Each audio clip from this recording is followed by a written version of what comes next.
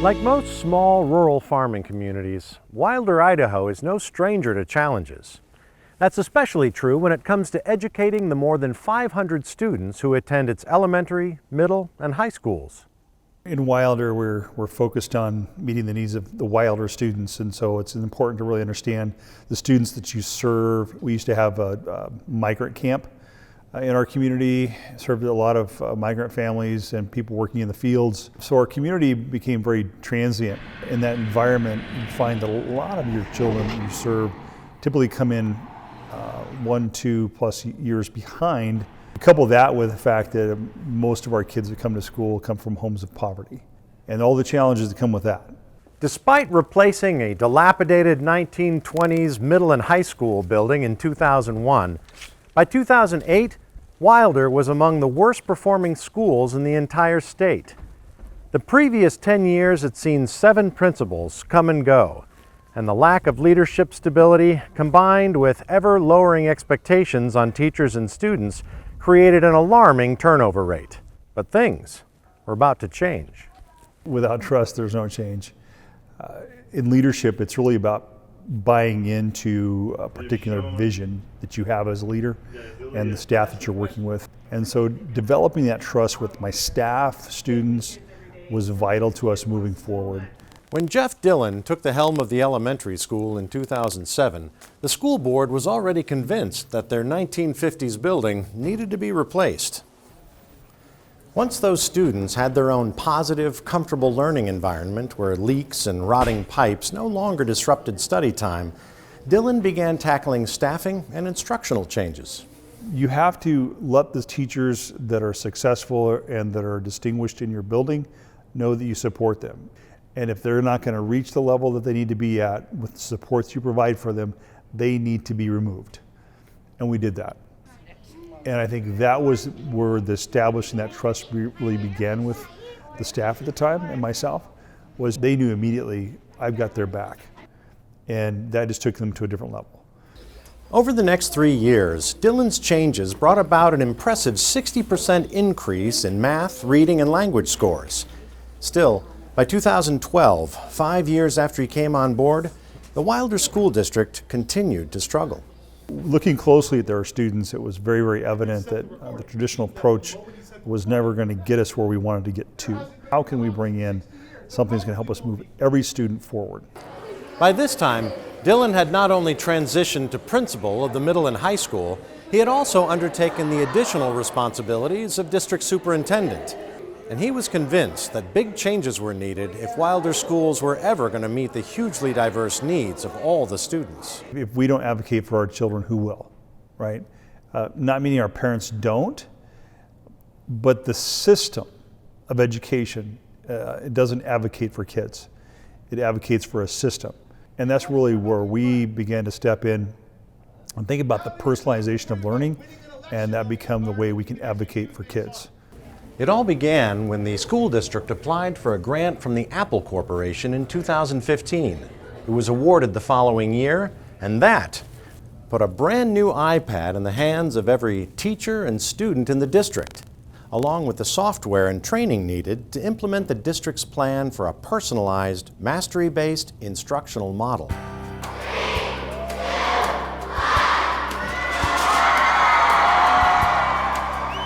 We didn't know exactly what that meant, other than we thought we were getting some iPad. But there were several phases to this project that we were made aware of before the devices were rolled out. They came in and they upgraded our infrastructure to a commercial grade system and a lot of bandwidth for kids to be able to access information. Then after that infrastructure was completed, then the teachers received devices, and then training for teachers began. It was very, very systematic and well done by Apple, and it allowed us to really get the ball rolling quickly and move forward. Let's leave it on your desk, and we're gonna all open them at the same time. When we first got it, it was like very exciting. And so, we put in our request for this app and that app, and pretty soon it was like, there was too many apps. When we finally learned how to use the iPad as a tool, we learned what apps we could use. Then that was like, all right, let's figure out how to use these the right way. Let's make sure that it's not replacing us, because I think that's what parents were afraid of. You don't need the teacher anymore, but the apps don't teach our kids. We still teach them. So I'm still teaching them all the foundational skills that they need to have, and the iPad is just there to reinforce what we're teaching. So we got them in the middle of, in March, my 7th grade year, and it was hard because we went from everything paper pencil from kindergarten. So the first couple months we didn't know how it was gonna work. When I came as a freshman, a year later, it was so much better because I got to pick and choose what I did on my iPad, what I wanted to do on paper. Yeah, I was all about it for sure, especially in my content with it. PE and fitness, and me being the athletic director, I really want to get those kids in the weight room and doing activities. And in the old traditional way, there was certain groups of kids that couldn't find time to get in there unless it was outside of school. Ms. Rivera, is this enough information? Okay, so you are working on teamwork, but we haven't put the animals in. And you'll have the kids come. They have no problem with, I don't understand this, can you help me? So what happens when we go 10 times 10? And so, we sit down and do that little lesson, and, it might be with some manipulatives, it might be with a pen and paper, it might be getting out a book or looking, on the website for something, but it's geared to them, what they need to know. And then the next kid comes with a whole different problem. And so you just deal with what comes every day. So every day is a new adventure. I got used to it now, and it's a lot easier now. I've grown on it a lot. Now it's a lot easier. I know how to manage my classes more. I can work on my own pace. It's awesome. You get to do way more stuff than paper and pencil, reading a book. It's just way more useful. I don't have lesson plans, which is the biggest relief of my life. What about, we talked about too, the large ears on some of the animals. I come in, we know that we need to work here, and so my lesson plans are a daily thing. I look at where the kids are individually and say, all right, let's sit down and work with this. Okay, so here's mammals. What do they have? Those two. The canines, right? Okay. So there's the pelicans we were talking about, the eagles. Well, it wasn't like everybody was on board at the beginning of it out here, right? Some of the kids said they didn't like it at the beginning, right? They were used to other things, they didn't understand it. Some of the parents certainly were like, we didn't learn this way, so they didn't understand it. The teachers were like, this is almost like a new job. But I think as they saw how it worked with the kids, I think that they all became kind of, believers. As a parent and as a worker here, I feel it's bringing the children that are lower, it's bringing them up higher faster because they're learning at their own pace. It was hard for me to make the switch, but the more that time went on and the more I understood the model, the more I understood that it didn't make sense to do it any other way.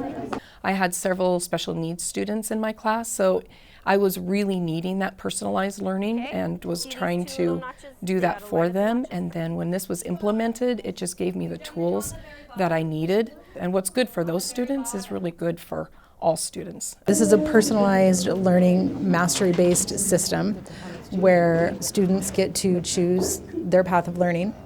And in Wilder, we've decided that 80% or higher is considered mastery. So if a student is below mastery, then teachers mentor and work with that student until they achieve that. Can I start on the atoms? Yeah, you could do that. Yeah, it's up to you. I mean, if you're ready for a different path, you let me know. That's the conference that you and I have together, right? We want to go deeper. There's so many different ways that I can assess the kids. Just the way they can use those different apps and document creation tools on there to present their knowledge to me. Daily conferences with kids. Where are you at? Let me see your goals. Have you met these goals?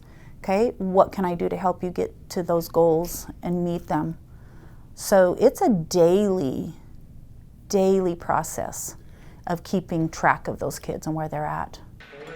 There's tons of resources for days on fitness stuff. And so the kids having those at their fingertips at any moment and anywhere in the building is great. For me, I think the greatest benefit for personalized learning is engagement. The first year I taught here, students were disengaged. They might be putting their head down. They might be just looking at you going, I don't know what to do. Or you'd have higher students that knew exactly what to do and they were bored. And with personalized learning, it gives the higher students a challenge, gives the middle group a challenge, gives the lower group that same challenge, but all the work is different. It was a gradual increase. When they first introduced the iPads to us, they only introduced it to a small number of classes and see how they would react to it. In the system, it is based on the motivation of a student as to whether or not they will fail or succeed. It's a bit more like free reign, but it's also, you have to be able to manage yourself. Because if you don't manage yourself, then you will get behind. But if you are able to manage yourself very well, then you can actually get ahead and get further than you would otherwise. I think that having the iPads gives us a lot of opportunities and gets us kind of ready for the real world, taking responsibility and stepping up to do what we need to do. So I think that's just getting us ready for college more than it would at a traditional school. Every student wants to learn. It's about finding that switch, turning that switch on, and getting those kids in that pathway of learning and engagement. I learned to work at my own pace more and start learning more and kind of keep track of myself and actually try to learn the content that I'm getting taught. I love it because it makes me work harder so I don't get behind or lower grades. It just makes me right on point. Our teachers are engaged more with the relationships with students and building that great collaborative learning relationship with students, and be responsible to make sure that we know day to day where those kids are they making gains or moving forward. So we're identifying those kids that need help immediately and getting those extra supports in place. Okay, do you want to come over? So this is cell structure, right? Yeah. Okay. So if you want to get ahead, you'll get ahead, and you have the chance to finish your classes faster, and then you can move on to the next year, and you can work on that. So this is how non-traditional it is. So students move based on mastery. So I go to maybe what we typically would call a first period class. I don't leave that class and go to another class until I've mastered the content I need to master for that day. That might take me an hour and 10 minutes. It might take me 20 minutes. But the goal is I've got to master the content, and then I move. A bell doesn't tell me when to move. The whole teacher stands at the front of the room and everybody's listening, that's kind of the opposite of what you want for personalized learning. Teacher now becomes a mentor. Instead of being ahead of the students, they go along right next to them. And so they're there guiding them along the way. I feel like a lot of things have changed in the sense of I have let go of some of the control that teachers typically tend to have. I've had to let go and say, you know what, there's some students that may fail on this path before they realize and understand that they're the one driving this bus. And once they understand that concept, then you start to see the change. There's a lot of flexibility that needs to happen because kids are constantly working. Some are working faster than others. And so I always have to be on the ready. So in case they need something from me, if they have a question about whatever they're working on. But that's part of personalized learning, right? Is that students have voice, choice, and pace.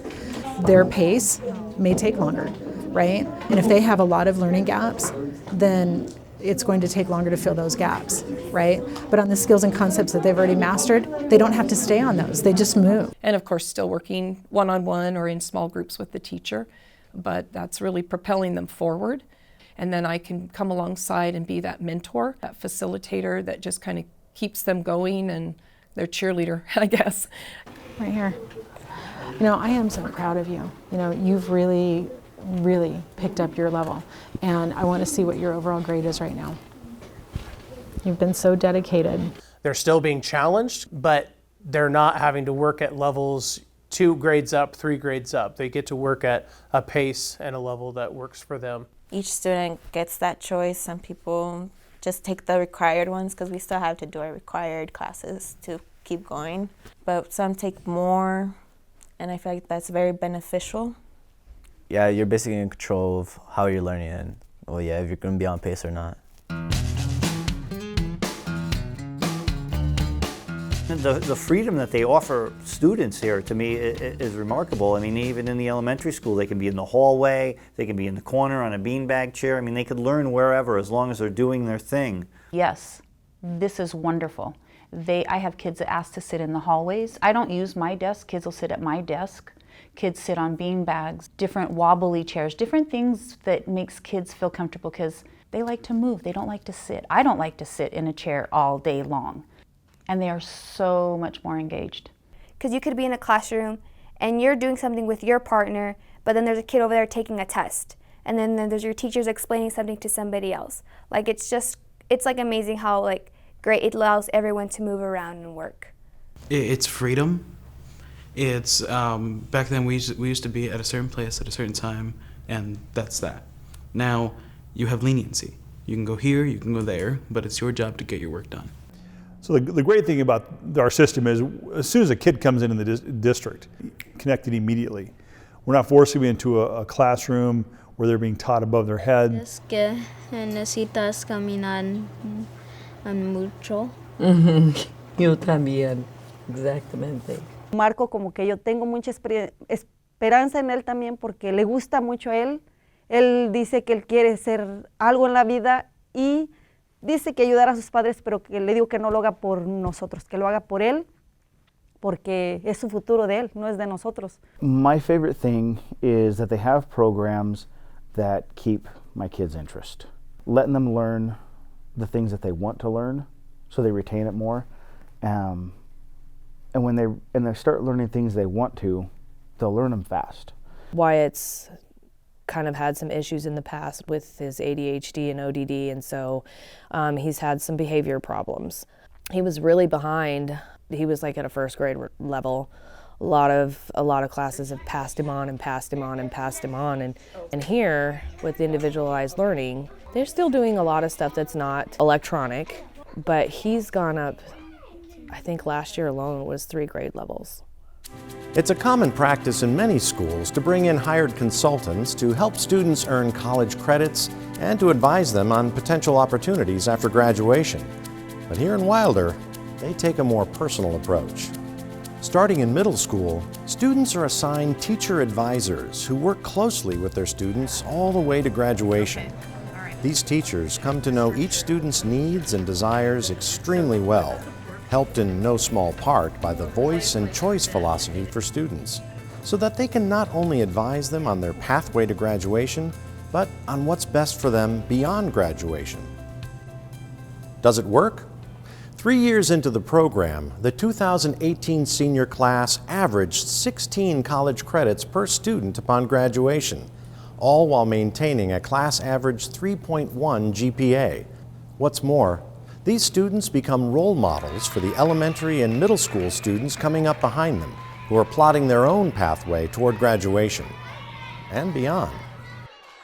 Personalized learning is for everyone. I really think it is. I think that's a huge benefit where we have the one-to-one with our kids. I think our parents really need to buy into it too. I understand what they say, I don't want my kid on an iPad all day, which I agree. They shouldn't have to be on an iPad all day. There's still those interactions that kids need to have with socializing and things like that. The writing, pen to paper. It's where we can meet our kids and push them along farther. Get our high school kids with almost a degree by the time they graduate. Why not? You know, save them money. Technology that we have is going to help us a lot in the future because I know more things are going to involve more technology, like with jobs. Give me a big boost compared to the other people who aren't on technology right now. I have friends in college who do a lot of their work on their laptop, so I feel like having that somewhat of an experience already is just going to help me out a lot more. The thing that struck me the most was how many kids want to do summer school, even though they're ahead of where they should be in grade level wise. I think that that's remarkable. I've never heard of that before. It's been an interesting paradigm shift for students, for staff, for parents, and we're not there yet. I mean, I think we're going to continue to refine our practice as we go. You're still going to have kids that struggle in this environment. What's better about this is you're not going to lose them if they have a bad year or a bad term. They can always gain ground, right? So I think that's what a lot of the parents have realized is if the kids put in the work, they're going to get it done. And I've never seen a kid at this school that puts everything into it, all his effort, all his focus, every day, working hard every day and not made it. Never. This is going to be a great place to teach because your kids are going to be vibrant learners. They're going to challenge you as a teacher to bring your best stuff. And it's not just going to be a couple students in class, it's going to be every student in class. I actually learn a lot from them. They're growing up in technology. They've seen it all of their lives. You know, they were essentially born into it, a lot of them. They know no different, and so we get that opportunity to teach them how to actually learn and be responsible with it, and they've responded incredibly. I guess I do think it's the future. I mean, I always thought when I first started in education writing and I heard about individualized education programs for students who had special ed, I thought, in some ways, why wouldn't you do that for everybody? And technology has certainly helped us be able to do this a lot easier than you could have even 5 years ago, never mind 10 years ago. So I think that more people are moving toward it. But even having said that, there is a wide range of what people think of as personalized learning. Some people give you a little student choice and they think that that's it. I mean, here they give a lot of student choice. Probably the biggest challenge and the most meaningful to overcome is really changing the narrative for students. And that is to get our students to understand that they have a pathway that's opened for them, that they can take this knowledge of owning their learning and empower their lives. In addition to that, it's those kids that are struggling, that struggle through school from the minute they're there to the minute they leave. And it's really helping those kids to realize their full potential, to really engage in that learning process. And that group there is getting smaller and smaller, because we have more and more kids in engaging in learning and wanting to learn and wanting to demonstrate that knowledge to you.